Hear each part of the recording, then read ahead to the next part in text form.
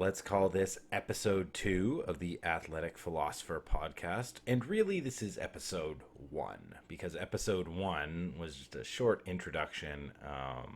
And this is the first real, exploration into at sometimes a one-sided conversation from myself into the microphone and into your ears about interesting ideas in sports, in philosophy and in history that we can use both to inspire us, light our imaginations on fire, but also, right, to utilize in our own lives for practical value and in extracting the deepest meaning and purpose from athletics into our lives. And I didn't plan on recording this. I simply was hit with a moment of inspiration, quickly looking through a little bit of my social media feed and noticing a whole bunch of incredible highlights from the Olympics.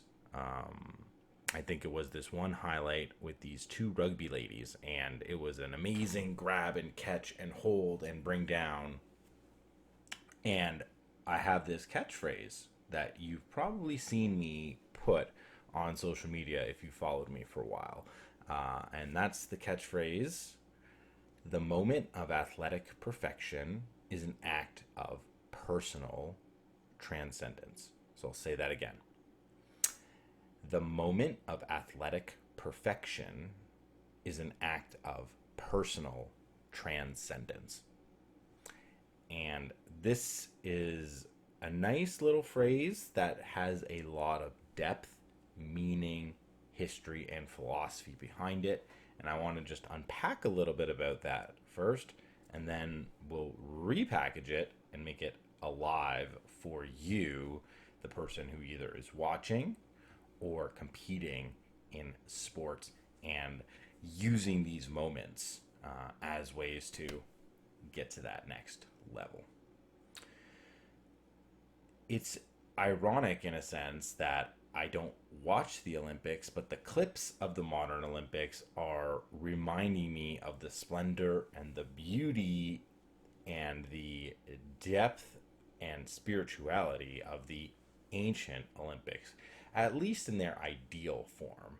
I guess you could say the same about the modern Olympics. In their ideal form, they do reach towards those deeper elements of our common humanity, but let's be frank, we don't really see that displayed very much at the Olympics. Certainly not in the organizing, certainly not in the opening and closing ceremonies of the past couple of years. The politics that swirl around the Olympics, the idea that a country at war is not allowed to come, but the country that it's at war against, who's everybody else's friend, gets to come, having men compete with women, it's all kind of silly. But one thing is ever present and evergreen at these Olympic festivals, and that is incredible athletic performances. And ultimately, it's the unbelievable nature of some of these performances that show us maybe a deeper value of sport, and even the messiness, the silliness, and honestly sometimes the grossness of the modern Olympics, even that cannot extinguish that beautiful flame that comes when an athlete does something incredible. Maybe we've never seen it before, we've never expected to see it, but all of a sudden there it is right before our eyes. Something like breaking the world record. Something like a perfect 10 from Nadia Comaneci at the 1976 Montreal Olympics, or Usain Bolt 9.5 at the Beijing Olympics, right? Something that just almost defies reality because it's such an extraordinary achievement. That's this moment of athletic perfection. That's this, and we'll go back to the ancient Olympics now. This moment, as the ancients described it, as the athlete transcending the mortal realm just for a brief moment and touching the perfect realm of the gods. We can think about it like touching the fingertips of the gods, right? So the athlete soars, They hit that moment, they touch divinity, but since they're human, they fall back down. So it is this temporary achievement of this state of perfection. And what does that perfection symbolize? Was it just body motions? Is it just physics? Is it just a bit of luck, right place, right time? There certainly are those elements, but that isn't a deep enough explanation as to why this would lead to a transcendence of mortality, and ultimately gives us the sense that athletes are legends that live beyond themselves. And if you don't think that's true, think about the hallowed rafters. Think about the retired numbers. Think about the sports photography, those black and white photos. Heck, we know the names of the Olympic champions from thousands of years ago. Some of them are still myths, outsized myths, right? That we can retell their stories and we can learn from their examples thousands of years after they've gone from this earth. So when I'm talking about transcendence and legend and perfection, there is a sense in the athletic world that these things are real. We don't get to live forever as an athlete, but that moment, maybe something like Babe Ruth calling his shot, gets to live forever in our imaginations. It becomes a part of culture, folklore, myth making.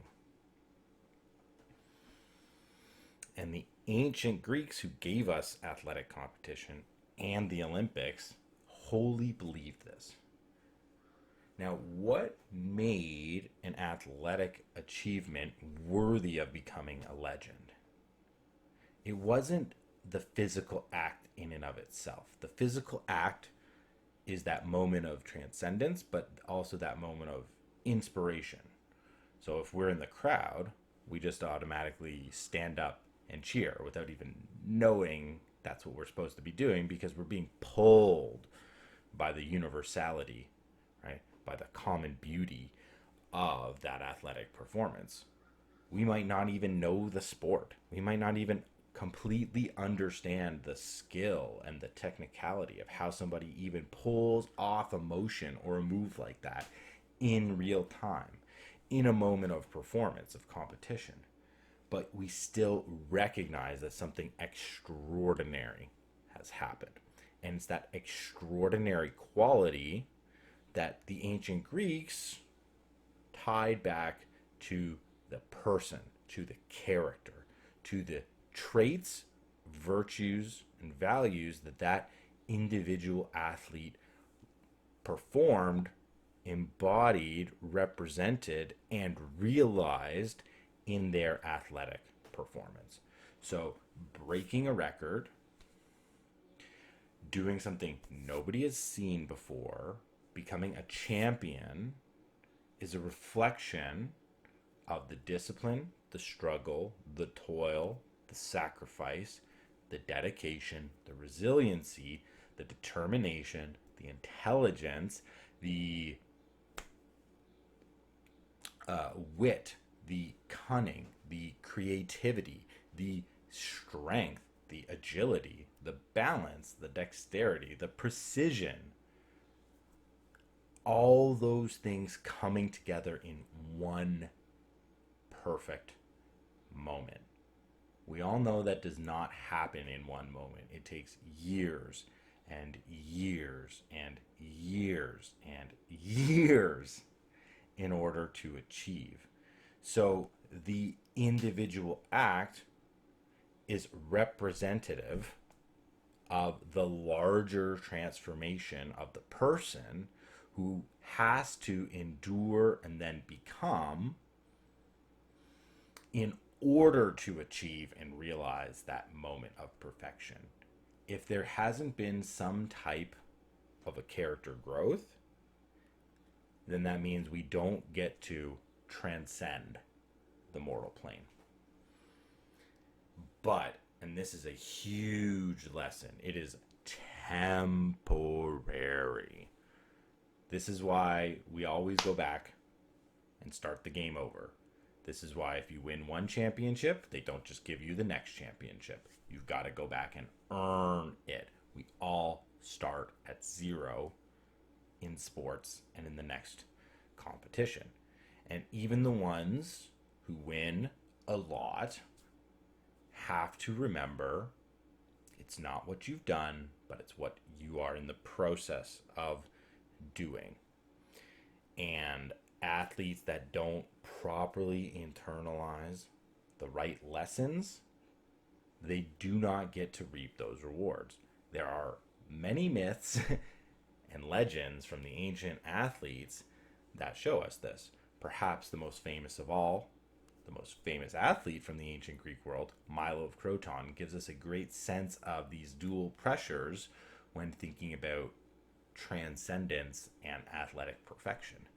Milo was the most victorious Olympic champion in history. He won so many crowns, and he won in all of the major festivals.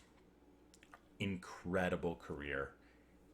The fact that we still know him today, 2,500 years later, as the greatest champion is a testament to itself. But where did that character aim? There's a story of Milo donning the lion skin and the club of Heracles and leading his city into battle victoriously. That would seem to be a positive affirmation of the kinds of character traits you might expect from a champion athlete: service, sacrifice, strength, courage, leadership, results. But his death shows us the other side. The athlete that thinks they get to live up in that perfect realm forever just because they've won a few titles, that's an athlete that lacks humility and is filled with hubris. Hubris is the ultimate downfall of pretty much everybody in the ancient Greek world, especially in the mythology. The best way to understand hubris: the rules don't apply to me. The rules don't apply to me, right? So everybody else got to live by these rules, but I'm special and I can break them with impunity. So Milo, walking through the woods, he sees a gentleman trying to sort of break open a tree stump with a wedge. He's got a wedge in there, he's hammering, he's trying to split it open. Milo says, "Get back, I'm so strong I can do it with my hands." Reaches his hands down into the stump, trying to pull it up, and then he gets stuck. And as he's stuck, he gets devoured, depending on the story, by lions or wolves. So, yes, when we break through athletically, we have a moment of transcendence, but it is temporary. It is temporary. Think about that record that you made, right? A record only exists to be broken. So you may have that moment for now, but someone's coming to get it. So there's a lot of oomph in this short little saying. The act of athletic perfection is a moment of personal transcendence. Only if you aim it at the depth of sport. When I talk about that character development or that growth that's necessary for an athlete to take on in order to achieve that moment, the ancient Greeks believed that the biggest role that sports could provide for an individual and a society was as a place of moral education, as a place to gain virtue.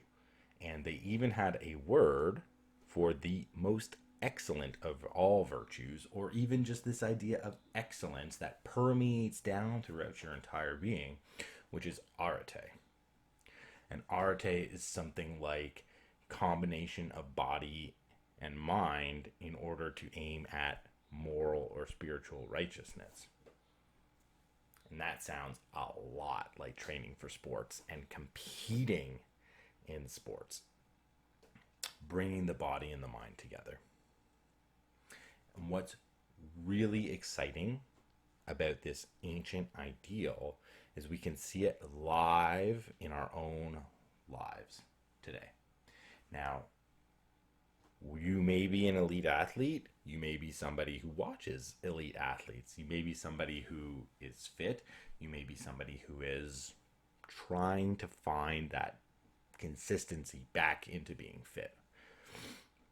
How should we use this idea of temporary perfection as a signpost?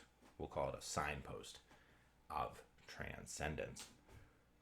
Number one, you don't need to be an elite athlete in order to feel this. You do not need to break a world record in order to have this breakthrough moment.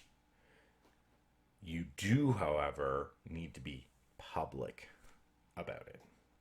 You need some kind of a record. You need some way to judge the past with the present and aim towards the future. You can beat your own record. You can race yourself. You can put more weight on the bar. You can hit PRs, right?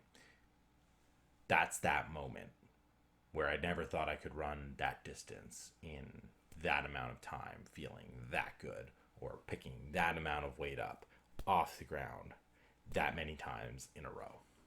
It's something like that. But does that all happen at once? Of course not. It takes a lot of training in order to break through an objective measurement of your performance. And what happens in these moments is it crystallizes all of the minutia, all the small wins, all the day-to-day grinding that you do, and you feel that satisfaction of hitting the mark that you were aiming at, and even surpassing that mark. And here's this idea of personal transcendence, right? When I break through a record that I've held in sports, what I have done is I've shattered a limitation. It was, I can only go this fast, or I can only be this strong. I can only jump so high. But you just proved inside of yourself and outside of yourself that that's not true, that there's more for you to give, to contribute, and to achieve. And what that tends to do, and this is what I want you out there listening to really focus on and internalize and take away from this episode 2. When I have that moment of temporary physical perfection, I recognize that I'm the one who puts the limits on what I can do. The limits are out there, but if I apply myself, if I dedicate myself, if I'm resilient, if I'm determined, if I'm not afraid of adversity, if I'm brave and courageous, if I'm willing to eat the pain that other people are not willing to, I wonder how many of those limits I set for myself can be broken as well. It's no surprise to me that a lot of the people that I work with, athletes, regular ordinary people, people looking to get back into fitness, I never tell them to focus on a goal. I say, let the goal emerge. Let's find a process. Let's find a way of doing things that is going to allow you to start feeling and realizing those interlocking small wins, that stack effect. And then all of a sudden, there's a moment where you didn't plan it, where you didn't realize it was coming. You kind of hoped for it, but you didn't exactly know when or how to prepare for it. it all clicks in. It all aligns. That thing you've been working so hard to do becomes effortless, right? You're able to push through. And I see it so many times on the faces and in the way that people talk about themselves that after you do something like this, it's like a whole new world of opportunity has opened up to you because you realize that yes, there are external barriers, there are external obstacles in the way, but what has always been the thing that is holding you back is the internal limits you place on yourself. That's one of the reasons we love to watch elite athletes do their thing. They're a small percentage of the population who doesn't listen to what other people say they're limited by. Oh, you won't be able to make the pros. Oh, you'll never break that record. Oh, you'll never go that fast. You'll never pull off that move. You'll never beat that team. An athlete has this undying confidence, this almost like unrealistic belief in themselves that no matter what is placed in front of them, they have internally what is needed to overcome it. And ultimately, that's what the breaking of a record or this moment of physical perfection teaches us through the body. Inside of the mind, we simply just lie to ourselves over and over and over again because there's no, what do we call it, corporeality, right? The body doesn't make it real through action. In sports, that's all we have sometimes is the body making it real through action. So it's this powerful educator of experience. So when I'm saying that the ancient Greeks believed this, had a philosophy, and a deep historical record of thinking about and utilizing athletics this way, it should become real enough in your mind that this is a real thing, that I can do this. I can go to the physical. I can use my body to shatter a limit. Maybe it's just a 100-meter sprint. Maybe it's just a deadlift. Those are not just things. These are moments where our characters, what we've been developing, come together in one perfect display.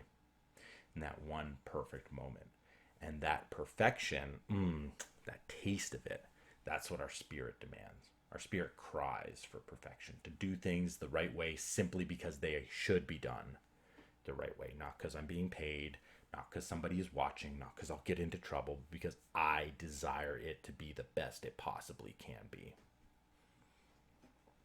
And when we feel that and realize that, in one area of our lives, we are not satisfied. You will not be satisfied to be a champion in one area of a life and a total loser in the other area. And that's not related to outcomes, friends. It's not related to outcomes. That's the way we attack problems. That's the way we have confidence in ourselves to overcome adversity, to figure it out. So I really want everybody listening to keep these words on your lips. The act of physical perfection is a moment of personal transcendence. It's temporary, it's fleeting, but it is deep and it can be everlasting in your life if you properly understand what that record signifies, symbolizes, represents, and is realizing in action about who you are, what you've done, and where you aim to go. So every time you see that amazing highlight of an athlete doing something incredible, I simply just want you to think transcendence, and I need that. I can do that. I demand it, and I deserve it, and I will realize it. Thanks for listening, everybody. Catch you in the next one.